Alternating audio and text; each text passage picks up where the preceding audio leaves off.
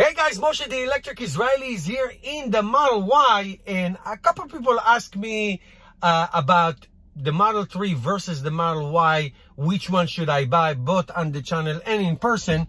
And I'm going to give you, I think, what will be a good advice. It's still your decision, but basically the Model 3 and the Model Y have three main differences. They're really a huge one. The first one, obviously, is the price. The Model Y that is available right now is the long-range dual motor and the long-range dual motor performance. So let's focus on the long-range dual motor, not the performance. So basically, if you compare the Model Y long-range performance dual motor versus the Tesla Model 3 long-range dual motor, the price difference is about $6,000, okay? It's $46,900 versus $52,900, okay? So that's a huge difference. Is it worth for you to pay $6,000 more to get the Model Y? The second difference that is, of course, a huge significant is the size. This is a taller car, a wider car, a longer car, and it's a hatch. The cargo space is huge. It's 68 cubic feet. You can flatten the seats. It's the door comes up and there's room even under the seats in the car.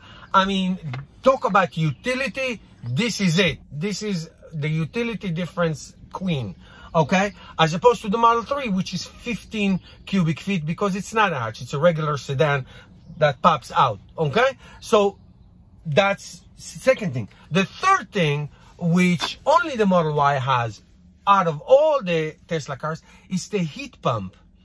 Never before in any Tesla car we had a heat pump. Okay, now I'm going to test the Model Y on long trips, winter and summer as well.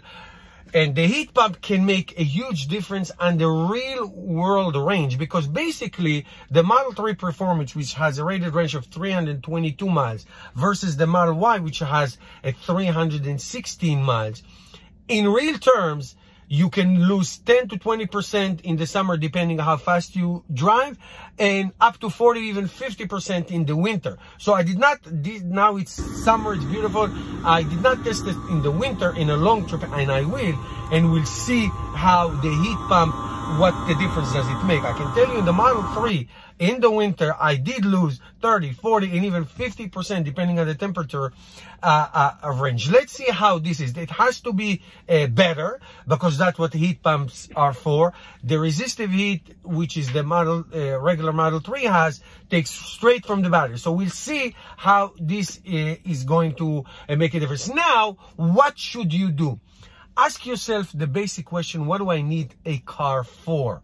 Okay, if you are like me, a family of four, and you take a lot of trips, I take a lot, 2, 3, sometimes even 4 a year, long trip. I'm talking about 300 miles to 3,000 miles on one trip to go to Florida all the time. If that's what you need, there's no question the Model Y is so much better. Taking a long trip with a family in a Model 3 is very, very challenging. Very challenging. It can be done. I have done it. And I always insist to take a spare tire with me and a spare tire repair kit. I always do that, because you never know where you get stuck. So in the Model 3, I did it. It's very difficult. One time I put the Thule box on the top, and it took a lot of range and a lot of energy to move the car. But I've done it. It is possible to do it. Not with the Model Y. The Model Y has so much room. You can put the tire and the beach chairs and the luggage, and you have room to spare. That's the beauty of it. It's bigger, it's taller, it's wider, it's longer.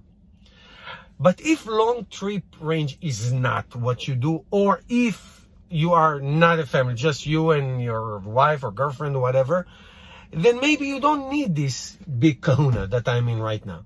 It's a huge car.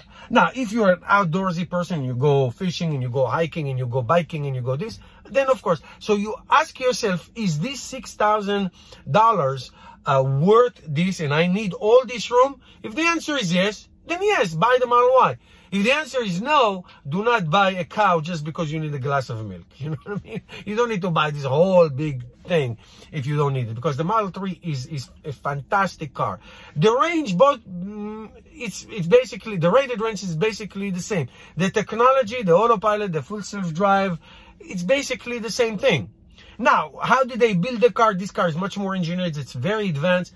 But to the average driver, you don't care if they build it this way or they build it that way. It doesn't matter to you. It's what is the functionality. Now, you have one big glass here. The panels are different. The visibility in the Model Y is not as great as the Model 3. But that's not a $6,000 investment. That's not what, okay, I'm going to put $6,000 just because of this. You will do this because of what is it that you need. What is your lifestyle? Once you determine what you need, then it's easier to make. Now, if you ask for me, the Model 3 is going to be retired from any long trip. It's going to be my local running around a car. I will not take my long trips with it. It was great. It was challenging, but I've done it. Obviously, this is great. I'm going to go on a long trip today for 200 miles. I'm going to go to Rhode Island for 500 miles. I'm going to go to Florida for 3,000 miles.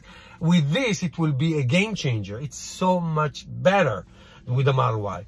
The Model 3, if it's you and somebody else, you can flatten the seats and put whatever you want, including a spare tire, and you'll be fine. Once you have two people sitting in the back, it's a big, big difference. Okay, I hope it was helpful. If you have any other specific questions, please let me know, and I'll see you tomorrow.